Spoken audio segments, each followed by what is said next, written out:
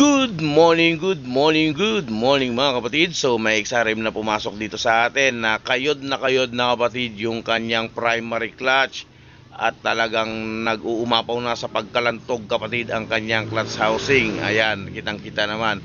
Pero kapatid bago tayo magpatuloy baka pwede naman akong pahingi ng isang likes. At kung magugustuhan mo kapatid ang video ito baka pwedeng pa-subscribe naman para tuloy-tuloy pa tayong i-promote ni YouTube sa ating mga kapwa mekaniko. Okay, ang ilalaman ng video natin ito kapatid ay kung paano natin i-rebits ng mano-mano dahil karamihan ngayon talagang hindi na mano-mano, mga high-tech tools na yung mga ginagamit, so may mga special tools.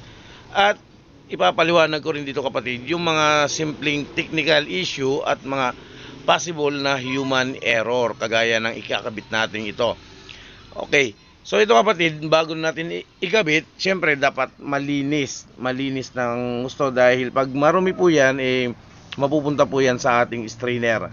And then kapatid, bago natin i-install na, kailangan yung ating marka, yung mark natin na nasa loob.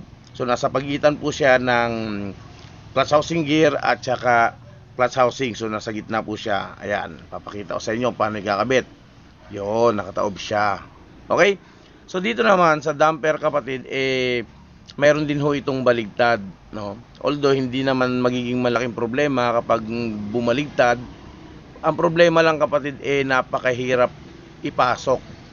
So hindi ko na ipapaliwanag kung ano yung baligtad nito kapatid dahil kapag tiningnan nyo ito siguradong makukuha nyo kaagad kung saan ang baligtad dahil may maliit dyan at may malaki, no?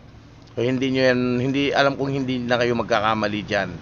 Pero at least alam nyo kapatid na meron diyang baligtad. Okay, so medyo mahihirapan kayong ipasok yan dahil sobrang kapal pa niyan, sobrang taba pa niyan.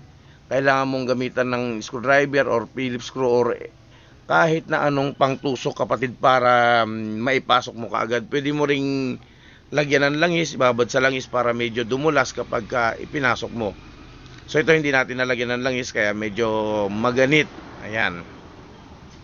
So bago ko nga pala kapatid makalimutan na yung pinakita ko nung unang video, so ito, na kapag yan ang issue ng motor o may ganyan na yung motor, kapag inaarangkada mo yan kapatid, primera hanggang segunda or tersera na medyo mabagal ang takbo mo, medyo kumakadyot-kadyot yan kapag ganyan nakalalim yung issue ng primary clutch ninyo.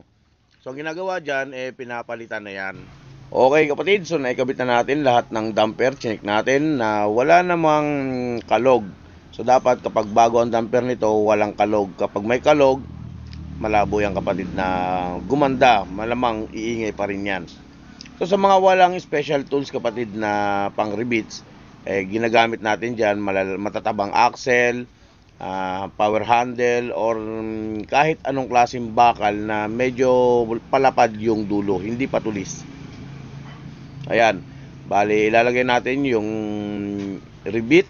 So dalawang rebits ang dapat natin munang ikabit para kung sakali man na pukpukin na natin kapatid yung unang rebits, hindi mag-disalign yung butas ng plate doon sa ating clutch housing, sa butas ng clutch housing.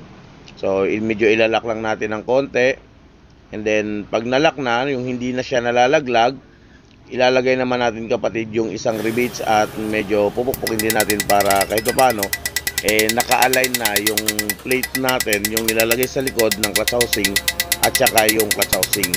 Ayan. Ayan na, medyo lumabas ng konti.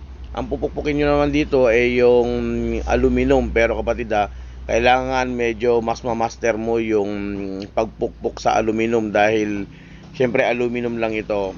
So ito ay medyo kapag baguhan ka, huwag mong masyadong pukpukin or lagyan mo ng socket yung rebits and then yung socket ang pupupukin mo. Yan. Okay, so sa mga naguguluhan, pwede kayong mag-comment at i-reply ko kayo. Okay. At sa mga umabot dito sa kalagitnaan ng ating video kapatid, pwede naman akong humiling sa inyo na i-follow nyo rin po kami sa aming Facebook page. Nasa description box po ang link, kapatid. Ayan, salamat po kaagad ng marami. Asahan nyo po na mas marami pang tutorial ang ilalabas natin. So pwede rin po kayong mag-open ng gusto ninyong tutorial at gagawan natin ng content yan. So salamat kapatid kung inyo pong mapagbibigyan. So comment lang po kayo ng mga pwede nating i-content at bibirahin po natin. Ayan, so natapos na natin kapatid yung 6 na rivets and then ikakabit na natin.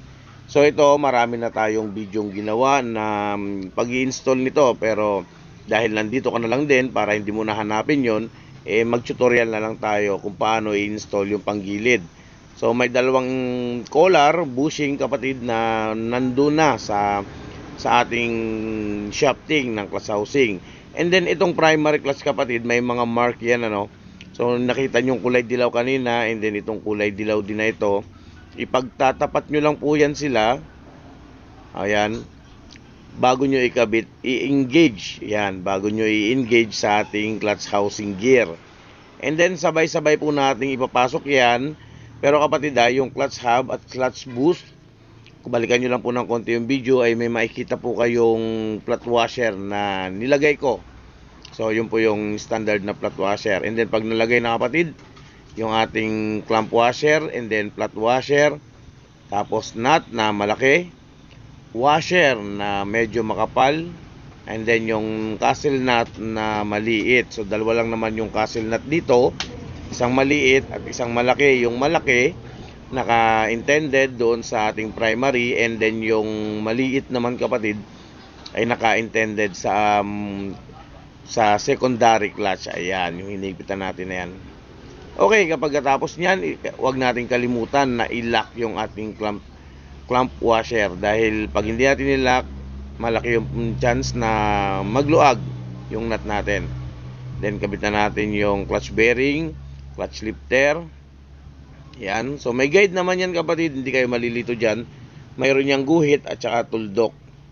Then spring, yung ating clutch release. Ayan, so kabit na rin natin yung cover ng ating primary clutch.